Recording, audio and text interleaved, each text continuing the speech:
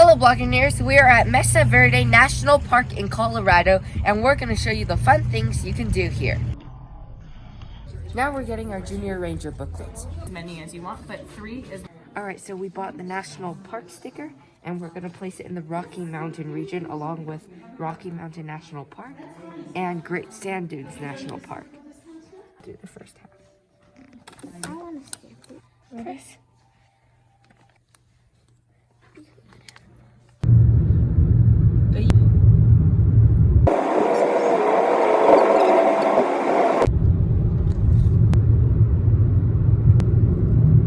We're driving the Mesa Top Loop, which is a 6-mile driving loop, and along the way there's many pit stops. So the first one is the Pit House.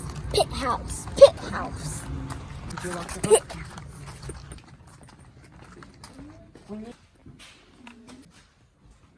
This site used to be a pit house in 600 AD where the Native Americans lived, and there were also 7 other pit houses nearby, so they lived in a community.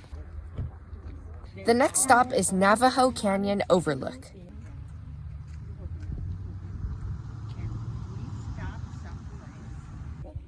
That circle on top, that's a pebble. That's a pebble. The next point of interest is Square Tower House Overlook. It's from AD 1200, so that's like 600 years after the pit houses. This is a very nice trail. It's all paved and accessible. Oh, that's the square house down there. That's the square house over there. It's our first cliff dwelling we saw today. Pit houses and pueblos is the next stop.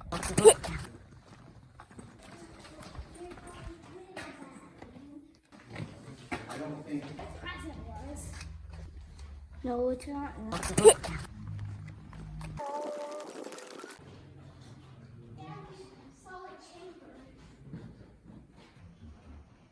This is a kiva, which was used for religious purposes. The bottom of the pit has like a fire area, and there's a sitting area all around. And with the fire pit inside the kiva, the smoke can come out from this chimney.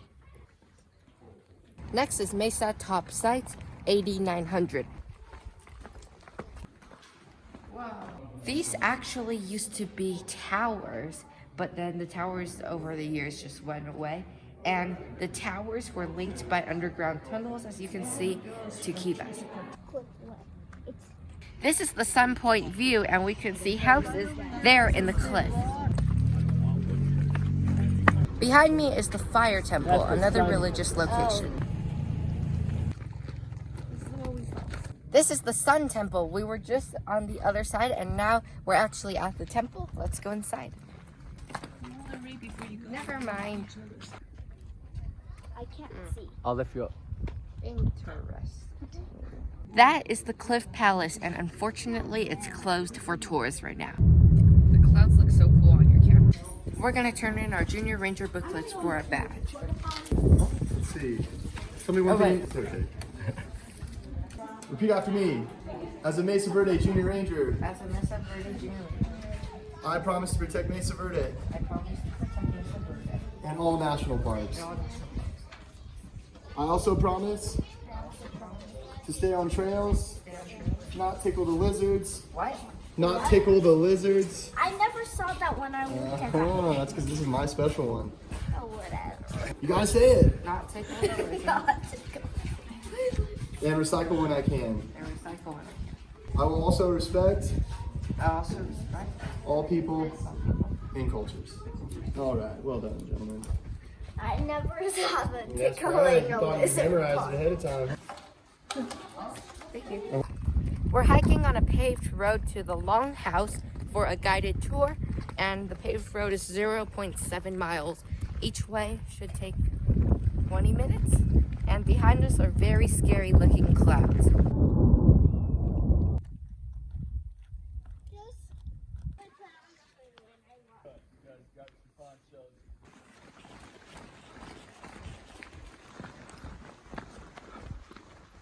We have put on ponchos because there's a chance it could rain or thunder or lightning. We took our ponchos off because it stopped drizzling and we got too hot. And we made it to the longhouse. For now, we're protected from lightning and rain because it's kind of I don't sheltered. think so. If it strikes the rocks, I don't really know about that. But it'll strike up there. Still, the rock might be coming down fast. Now we're gonna climb up the ladder, just as the Native Americans did.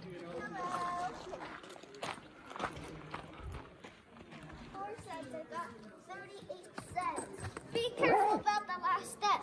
You could scrape yourself. Because look. Yes! 50 cents. we went up the ladder, that was a pretty cool experience, and now we're completely covered if it were to rain.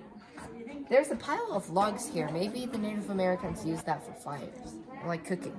All the greenery here is because of seep springs, so the water seeps down all the way there, and then the plants are able to grow. And that's also how the natives got their water. It's starting to rain, but we're protected by the cliff. Dada, take a picture. Based on the other kivas we've seen throughout this national park, I think this is their kiva of the Longhouse, which was their religious and ceremony place. This is really cool because you're right where the Native Americans used to be, and these were their rooms. They're kind of small, but probably pretty cozy because in the winter, it would keep them safe from snow and rain, and also, I don't know how they keep warm, but in the summer, at least it's cooler than the outside since it's shaded. It's also cool that there's so many different levels. It's like being in a multi-story building, and all the doorways are so small. 1, 2, 3, cheese. There's a handprint up there. The ranger just said that there's about 125 people used to live here, like at one time. And I don't know. I can't tell if that's too much or too little because there are a lot of living places, but 125 seems like a small population compared to today's cities. So maybe it's just right. We put the ponchos back on because it's starting to rain and we've pretty much seen everything at the Longhouse. This was a pretty cool place to be, and I'm glad that we were sheltered by the rain for a while. The ladders were really fun to climb, and the rangers here were very helpful and they gave us a lot of information. Oh, yeah. Brother, what was your favorite part? My favorite part was taking photos. So now let's hurry back up before we get struck by lightning. Ready? And now we venture into the rain.